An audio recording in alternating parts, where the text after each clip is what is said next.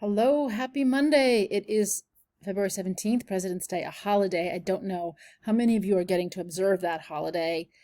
I'm working, but it's fun because I'm working with your minds. So I wanted to show you where we are, show you where we're going, give you little reminders.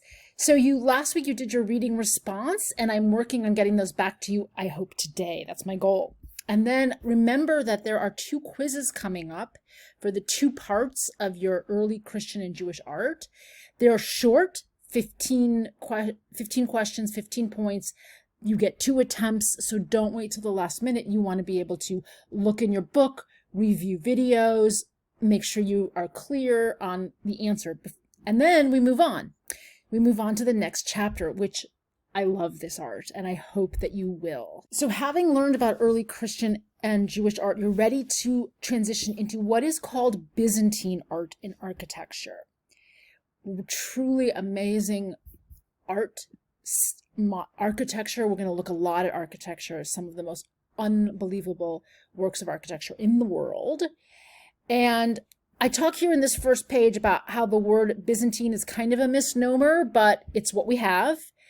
And what you're dealing with essentially is the art and culture of Rome.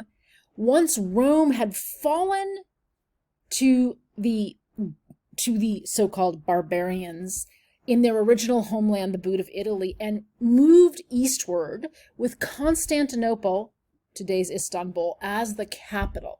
So this is really a continuation of Roman art, but you'll find that certain features that you saw in some of that imperial Christian art get pushed into ever more glorious ideas about how you can use space when you create a sacred building, how you can use light, how you can use mosaics to reflect the light.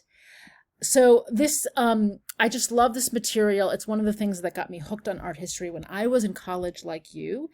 And I have a number of pages that kind of guide you through the textbook, help you understand the timeline of the chapter, because the chapter actually covers about 1,000 years. So there's a lot, but you'll see that the style remains remarkably consistent.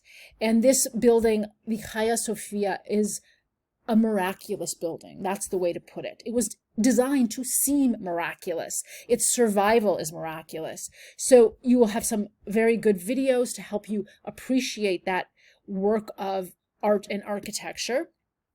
You will have a discussion about that building since it's so important. I mean, this is one of the great monuments of world architecture. It influences so much of Islamic architecture. And so this is a fountain, this style of architecture, not only for the Byzantine culture, but for what will become the kind of classical Islamic tradition. And it will influence as well some of the Western European tradition. So then you'll look at another very important church, the Church of San Vitale, located not in Constantinople, but on the boot of Italy in the city of Ravenna. That's important. Pay attention as you're learning about that, why that matters. And then you will have a discussion where you get to compare those 2 major buildings. And as you move forward, you'll come to a quiz. I won't go through every single one of these pages because I don't want this to be too long. But in roughly about a week, we do a whole chapter. So it's kind of a clipped pace, but I don't think it's overwhelming because this is a very consistent style of art, and you'll see kind of the same themes coming up again and again. So you will have a discussion due on Wednesday for your Wednesday discussion. As we talked about, we always have one on Wednesday. There will be a second one on Friday that kind of builds on that, because this one is about the Hagia Sophia. This one is comparing Hagia Sophia to San Vitale. You get your first quiz and your second quiz. So please reach out to me if you need help with anything. I would love to just chat with you or Zoom video with you and talk you through things. I would love to get an email letting me know how I can help. So I hope you're having a good day, and I look forward to your questions.